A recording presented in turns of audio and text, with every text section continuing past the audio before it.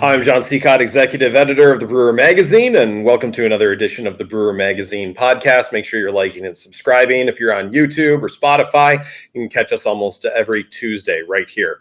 And also make sure you're checking out brewermag.com all throughout the week, because we always got a lot of great content and business resources for you. Well, you know what? Recently, we've had the discussion here on the Brewer Magazine podcast on the impact of adding cider to your brewery's tap rotation, whether you're doing it yourself, you're bringing it in, however you do it, maybe even adding it to package for retail. Well, what about recreating that taproom experience at, say, a tailgate or around the campfire? Well, remember the song, he drinks a lager drink, he drinks a cider drink. Okay, thanks, Chumbawamba. You're showing my age. But being able to have a beer and have a cider, well, it really isn't a thing unless you grab two different six-packs, right? Well, for West 6 Brewing in Lexington, Kentucky, their new party pack is one of the first 12 packs released in the country to include beer and cider together in the same package. Well, we welcome in Kelly Hieronymus, the creative director and marketing director for West 6 in Lexington. Kelly, thanks a lot for joining us here on the Brewer Magazine podcast. Of course. Happy to be here. Happy to chat. Yeah, and it's pretty cool. It's been about a month now that you guys have had the party pack 12 pack out. A little bit unique though. Usually when someone talks about a 12 pack, you're throwing 4 different beers into it. What made you guys want to take one of those and put cider in it?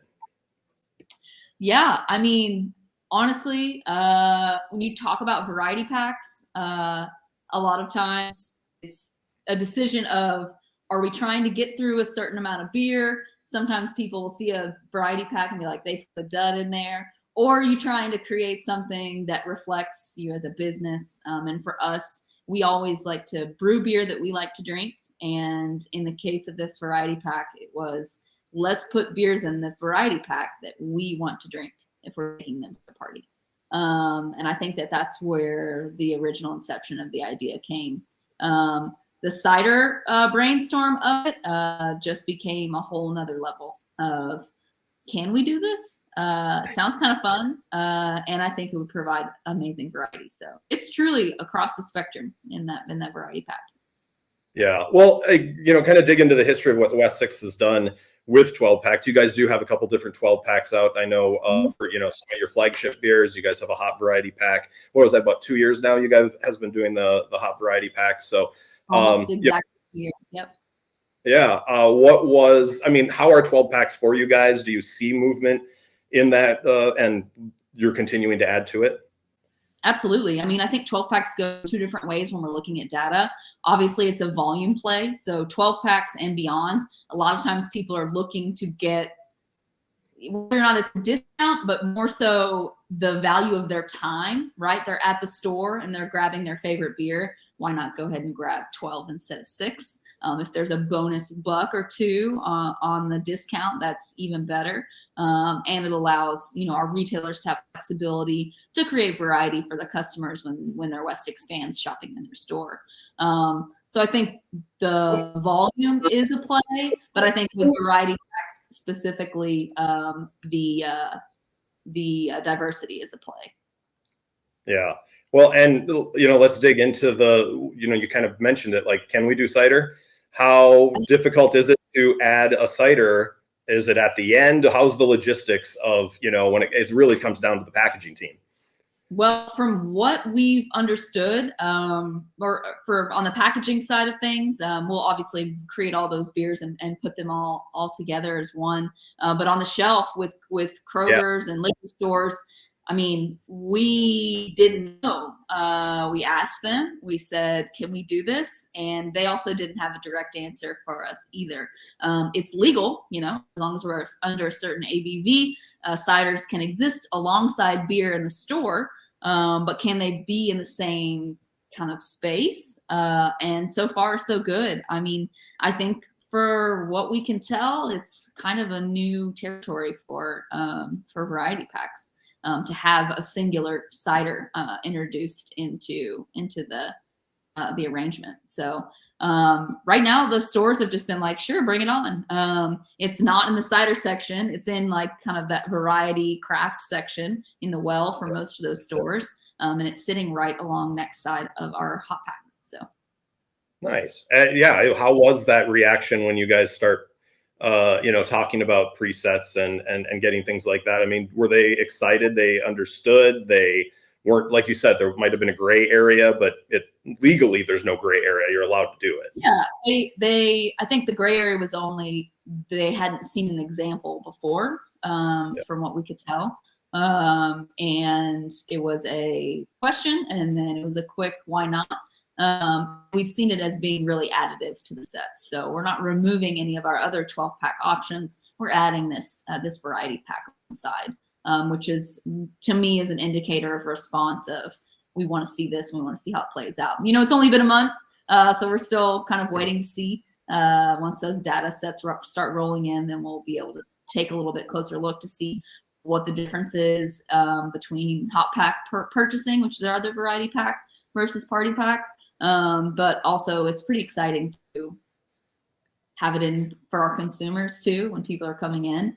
The choices, we already have a ton of SKUs, so you've got lots of beers to choose from, and now you have 2 variety packs to choose from. So there's something for everybody. How about just in the aspect of doing this? Did you look into someone else that had done this, or some other avenue that's been the same? Have you talked to any other brewery that has done something like this? We haven't. I mean, some of our friends in town, Country Boy Brewing, they do a variety pack of just ciders. But when I did research, I couldn't find anybody that was doing beer alongside of cider, or just a singular cider in like a beer variety pack.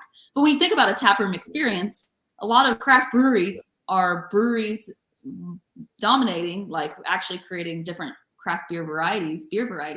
But they also have cider too. So the party pack, I think, is a reflection of a tap room, right? Or something you might create for a flight of beer, a flight of 4, right? 4 really dynamic options, one of them being a fruited cider. So it seemed like the right play. And I think it's a reflection of our consumer base too. We had a lot of positive response from our house cider, which we released last year, which is that kind of dry cider. And that's been really great as well. So. Sure. And that's what I was actually going to ask next, just the getting into the cider game. It seems more breweries are doing it and finding that it's a important gluten-free option to be able to add. It adds a different advertising to a different market of people. What's your background on that? You said you guys, about a year ago put it out, but I'm sure there was a lot of work ahead of time to be able to find the type of cider that you guys wanted to be able to put your name behind. Absolutely. I mean, I would say we waited for a long time before we started thinking about brewing a cider, mainly because we wanted to make sure we were packaging it correctly, that there wouldn't be any re-fermentation of any kind. We wanted to get the equipment for it. We wanted to make sure that we were kind of checking all the boxes from a stability perspective. So that was really important for us. And we did a lot of trials of our first house cider. And our goal was to create something that we really liked, that was kind of super like plain, to be honest. We didn't come out of with a crazy fruited multi-level cider program. We came out with just a singular cider. And now we're able to kind of dive into this other flavor, which is cherry. We did a whole lineup of all different types of fruit additions to that kind of hard apple cider base. And the team picked cherry. So I think it'll be a really good one, especially for fall. Yeah, absolutely. And that was you're leading me into every single question that I have written down here. It's like you've read my mind.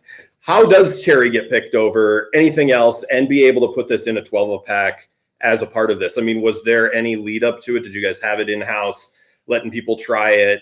Kind of what was the going from house to cherry and putting it into this variety pack?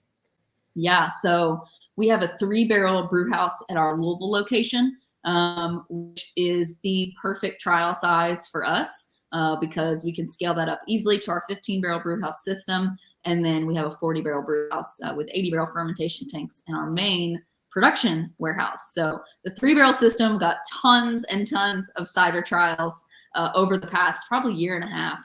Even beyond last fall, just trying and experimenting with back sweetening with certain different the juice, the base juice for the cider itself, what we wanted it to taste like, kind of crafting that those ratios. And then once we decided to go for fruit, we ordered in a bunch of different types of fruit. And Andy, our head brewer, and Nathan, who works in our lab, they just created, I think there were probably 20 different lineups of different fruit combinations, including multiple types of cherry concentrate. It was fun. And it's hard because I think for a lot of folks that have not dove into the cider world and that are mainly craft breweries, from a just brewing beer perspective, it's like a new territory for us. I don't drink cider normally, and most of the people on the management team actually don't either. So we're trying to find something for our consumer base that we also like too, that are asking for these ciders. Well, let's talk about just the decision on making the other 3 beers. You guys said you wanted something that you knew people would want, something that you yourself would want. You guys went with 2 of your flagships. You got with your IPA and your amber. I'm assuming the wheat was a seasonal that you guys have had for a while, along with the cider. It seems like you said, it seems like that is a well-rounded type of thing. Was it that easy to decide, or were there contentious parts of like, no, we don't want this, we want this instead? How about this? Or how about we put a new beer? It's a combination of what do you want, what do we want, which I think drives a lot of our decisions. What do we want to drink? And also, what do we think is going to sell? And I think there was a lot of fighting of, does IPA get included in the party pack? On one side of the coin, it's our bread and butter. It's our #1 selling beer. We are kegging, canning, brewing, producing that beer every week at Wessex. It is our workhorse. And then it's also like, well, why would we put the IPA in there when they can already get the IPA in a 12-pack box, in a 19.2 format, and in the 6-pack format? But that's also the argument for itself. Like, well, yeah, we should put it in the party pack because it's our most popular beer. So I remember the IPA being very contentious, and also the confusion and not having another peer putting a singular cider in a variety pack. We were like, should we do this? Or is this weird? Will it prevent people from buying it? But you start thinking about the motivation of why someone's buying it in the first place, and it's probably to go to a party. So you might as well make sure you've got something for everybody, which I think is where that dynamic lineup came from. Well, it's still pretty new for you guys, but are you seeing this as an opportunity to even open yourself up to new sales avenues, being able to find 12-packs sales in other stores that maybe you guys don't have sets in already? Are you looking forward to that, or is it very much to complement what you guys already have and where you are? I would say it's more complementary to what we have. The hot pack performs really, really well in stores. I would say if a store is looking to get some sort of variety for us, we're probably going to be leading with the hot pack since it includes some of our best-selling beers. But I think the party pack just provides a dynamic value. That sunshade wheat that's in there is actually going to be a year-round product for us. That was a decision we made when we decided to put it into the party pack, just because it did so well in its seasonal slot. And while it might dip down a little bit in the winter, people really do like an American wheat beer, I think, all year round. I mean, you see that with obviously the big players out in the market. So I think that for the most part, it's only been a month, so we don't really have any really good data as far as like who doesn't and who wants it, as far as the party pack goes. But we're looking forward to it. Honestly, it gives our sales team so much more to talk about, as opposed to having to talk about a bunch of new items. They can talk about something that's compiled of new things, old things, classics, all that stuff. So it's a great storyteller too, the party pack.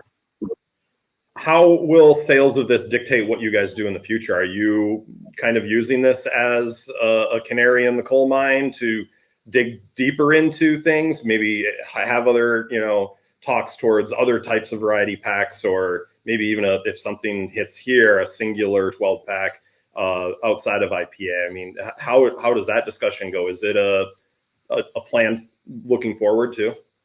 Yeah, I mean, I think I would say for any of our products, we're always kind of analyzing to see what it's going to tell us about what we're doing next, what we're choosing to do next. I would say specifically with this, we launched the cherry cider in 6-packs alongside of the party pack release itself. So it'll be interesting to see how our cherry cider sales do. I think that will be the sales of the party pack and that individual 6-pack SKU of the cherry cider will help us indicate, like, do we want to put another product in the market? Do we want to do another cider variety? And I think that that's probably some data we're going to be looking at first are people looking for kind of a new, interesting, different flavor, or are they looking specifically for a cider? I think that's a lot of the data we're looking at for sure. Well, it sounds exciting. I think that's going to be, it's new out there. I'm sure it's football season, tailgate season. You'll probably see some great data here by the end of the year. But the other thing I wanted to talk to you about, you guys just introduced Laser Wave, a Juicy IPA, as a new part of your portfolio for year-round availability. Kind of give us the history of that, the background, how you got to that. And I'm sure we'll be talking about the Hop Static series as well, Matt. Absolutely. I mean, IPA is really where we put our footholds in. Doing the Juicy IPA was obviously a clear response as far as a market goes. We had a hazy IPA prior that we retired called Fuzzy Fields. And it was performing well, but we really couldn't hit the pricing margins that we were looking for with that beer. And it seemed like the market was not responding to it as much as even our newest product as of last year, Burning Daylight IPA, had a great response. So we actually used that Burning Daylight a little bit as the inspiration from a branding perspective for Laser Wave. They both have a very kind of digital landscape design, really leaning into a little bit more of that like kind of high contrast, sharp, edgy colors. And the beer tastes great. The liquid's awesome. We launched that during our IPA Fest, which is an annual event we do at all of our tap rooms. And that Laser Wave was kind of the teaser beer and launch beer for that IPA Fest. So that was really cool and got a ton of great response from it. So far, so good, especially on premise. We're finding our sales guys are really loving selling in kegs of the Laser Wave as well. It's a really nice contrast to the West 6 IPA, whereas sometimes that Hop Static series touches a little bit to the West Coast note, which the West 6 IPA obviously has a lot of those profile similarities. So having that dynamic offering next to West 6 IPA, I think a lot of folks are responding well to that. Well, and it seems like you guys are good at restraining yourself on going IPA heavy too. Like, I think sometimes people are like, oh, you like IPAs? IPAs sell well. Well, here's 17 different varieties of an IPA that we can give you. You guys seem to be able to pull that back and say, here's our flagship. Here's something new, something hazy. Like you said, you're replacing something instead of adding another IPA to your portfolio. Was that an important discussion to kind of not have that IPA fatigue, or that just too many brands that are near to the same thing? For sure. I mean, I feel like you're complimenting us that you think that we're doing a good job. I'm always hyper concerned that we have way too much and we're telling people way too many things. So that's great to hear that perspective. But yeah, it's always a concern. We don't want to not brew amazing IPAs. That Hop Static series really just allows us to do that because we all love IPAs. I would say all of our management team loves our West 6 IPA. It's what we want to drink. But I think we do. I'm glad to hear you say that. I think we do a good job of restraining ourselves and trying to create market for our customers, market in the variety. Because you guys have been able to do it with that Hop Static series. What kind of was the genesis of that? Because I actually, as I was going back through my notes, just one of the things that popped up was, I think, Hop Static 8 and then Hop Static 1. I'd seen those in my notes. So it hasn't been like forever and a day you guys have been doing this. It's only in the last few years, right, that you started this series? Yeah, we started Hop Static in 2019, I believe. Okay. 2018 or 19 was, I'm almost certain it's 19. Was our first one. I can look it up really quick and check. But the reason we wanted to do it is we wanted to obviously create an IPA rotator. A lot of folks opt into doing that. For us, it was an opportunity for us to get hops off the spot market that were fresh or that were interesting or that we wanted to play with. more so than anything, because we have contracts for West 6 IPA, for Penny Route Pale Ale, for all those core hops that we are putting in our beers that are, high volume production. So the Hop Static series was really a reaction of letting us play a little bit more in the IPA realm. And we've experimented with a couple styles. We've done a cold IPA. We did one with grapefruit. But we're kind of harkening back to nice, dry West Coast IPA for Channel 11, which is out right now. Yeah, I was just looking. The one that actually was still up in my browser was 8, which it looks like it was like March of 23. So it's not like you guys are going crazy with here's Hop Static 247. It's not like it's a weekly thing, a monthly thing. You guys do put a lot of time and effort before you say that. Yeah. And we're watching the numbers, so we can see when a new Hop Static enters the market, when it sells, and when it starts to dip a little bit. And usually our impetus for the timing is just watching market reaction. There's been a couple Hop Statics that have stayed for longer amounts of time because they've sold really well. And it's a really hard series to nail down, but we kind of make the decisions based on what we're hearing from consumers, whether it's anecdotal or actually data driven. And honestly, it's been a big learning experience, the whole series, but it doesn't feel like it's ending anytime soon, which I think is good. People are still responding and reacting to the things that we're creating. So that's fun. Yeah, absolutely. And there was another thing that I was going to ask you just about with data, how important things have changed, even in the time that you've been with West 6. How important has that dictated what you guys have become? I think a lot of breweries start because they love the beer that they love to make, or they know that people around them love to buy it. But when does data become important, and how has that really evolved for you guys, that you've brought the data up so much in just this 20 minutes we've talked? For sure. I think to me it's more so backing up what we already believe and what we already say. Being a brand that's over 10 years old, there's all kinds of new things. You're going to a retailer, or you're going to mom and pop liquor, or you're trying to sell your product into a bar or restaurant.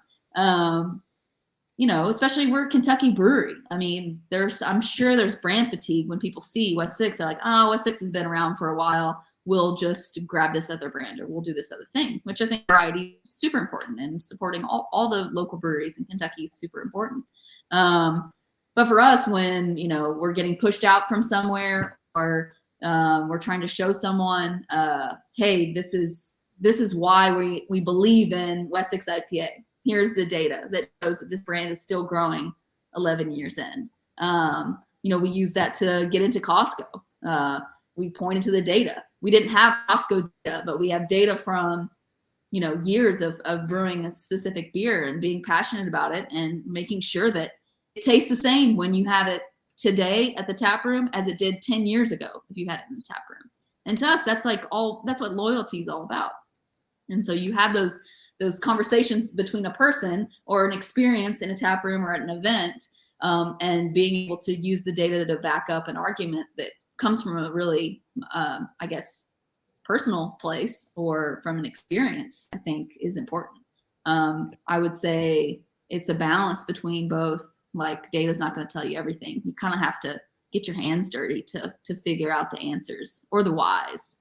Why do you do that? Yeah. Well, we've talked a lot about packaging and retail sales, but exciting times for you guys as well on the in-house side. You guys hasn't been announced yet on a date, because we know how breweries opening on a date. You never want to set a date, but coming soon, the Covington House on West 6th, in Covington. That's crazy. I laughed out loud when I saw you guys, because I was like, is that right? The West 6th is going up. We didn't ask for them to change the street name. It is West 6th Street. There's been so many really nice, cosmic, serendipitous moments with this whole project. I've had the honor of kind of project managing it, which has been super fun. I did a lot of this when we did our build out in Louisville. It's way better to not do a build out for a brewery at tap room during COVID, So I have that data. I know exactly how that happened. So we're working with our awesome GC and architect, and the building is a really amazing historic building with tons of history in the Covington area. We love Northern Kentucky. Our head brewer's from Northern Kentucky. We have people up there. We have friends, family. I think it's going to be it's going to feel like completing the circle. And we've had the box park up there, which has been great to get our foothold, to have that little container bar in the levee. But this is the real deal. So we'll be able to have more beers on tap. It's going to be a blast. We're pushing really hard. We'll definitely be open in the next month and a half, maybe sooner. We're really pushing hard. So everything's been going really well. We've had lots of positive reception, which has been cool. And West 6th Street, it's just the best. We're on West 6th. Well, it's really going to be tap room only. You guys going to be putting a brewery there? What's the space going to be laid out as? There'll be some small scale brewing, but for the most part, it'll be tap room only. It's not like a massive space. We won't have anything front facing like we do. Like in Louisville, we actually got to build out and create our brew house there. We don't really have the ability to do. So there'll be some really small, just experimental brewing, but it won't be front facing. And then we will be creating, it'll be brewed in Lexington, but it'll be year round for Covington only, a German Pilsner style that'll be on tap all the time. It'll be called House Lager, Haus. And Andy, our brewer, actually worked for Hofbrauhaus for years. So it'll be really cool to be able to kind of have our anchor flagship beer in that space. It'd be a really traditional German lager. So we're excited. Well, Kelly, it was great to be able to talk to you. We got through a lot of great things, and I appreciate you taking the time. Absolutely. Thanks, John. It's always a pleasure. And it's a crazy beer drinking season right now, and everything's happening. It's been a good year for us, and we're excited for 2025. Don't forget, you can always check on brewermag.com. You can also see us on YouTube and listen to us on Spotify. And don't forget daily updates on Facebook, Instagram, and X. I'm Executive Editor John Sicotte for brewermagazine.com.